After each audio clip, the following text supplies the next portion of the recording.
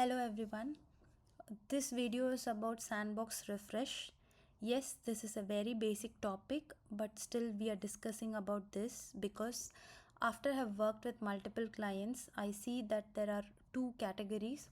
One where they have the proper DevOps setup and they follow the proper refresh cycle, so everything runs smoothly. But then there's a second category where they do not have any DevOps setup and also they do not refresh their sandbox in a given frequency because they're scared on how the system is going to behave. Previously they have a history where they had refreshed the sandbox and the system broke. So this video is going to help the second category people to understand their system, make an impact analysis, and make well-informed decision on their sandbox refresh.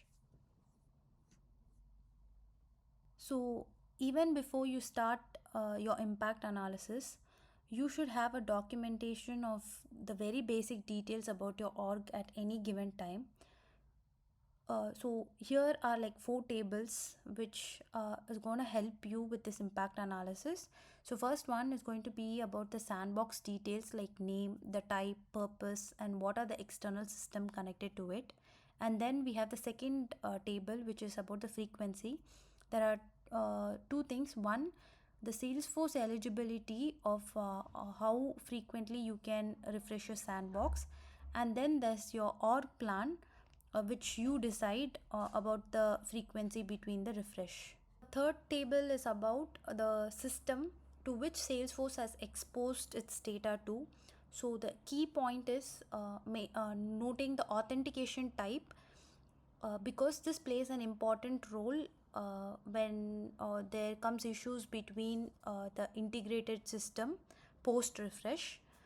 And then similarly you have to maintain the external system to which Salesforce makes the call out. What's the authentication type?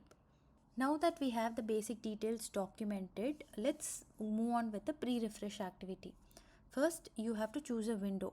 This is very crucial because you need a scheduled refresh so that all the team members will be communicated on the refresh date.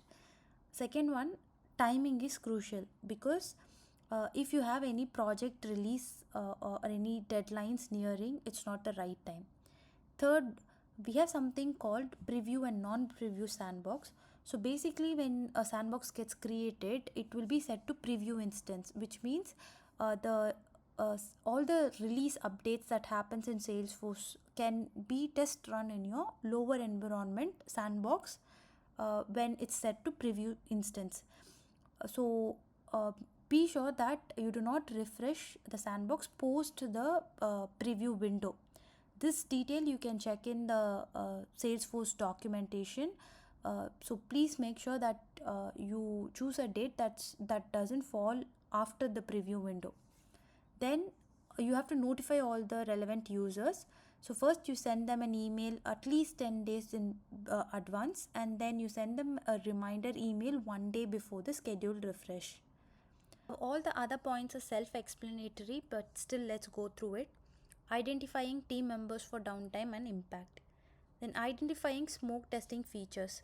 So here you will be taking a list of the features that are going to be tested and who will be testing this post refresh. Then document the refresh history.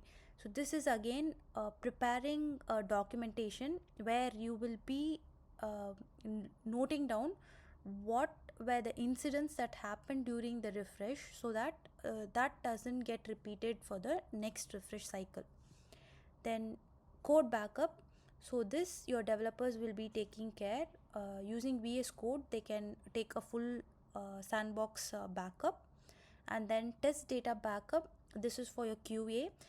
In some orgs they have some test data for testing purpose, so they can take a backup of those data. Then custom metadata, custom setting. Sometimes we have org specific data stored there, so it's better you note it down and take a backup of it. The 8th point is documenting endpoints and credentials of lower environment. So in external system you will have a lower environment, right, which is connected to your sandbox. So you can note the endpoints and the credentials, because post refresh you will have to revert those credentials in your sandbox.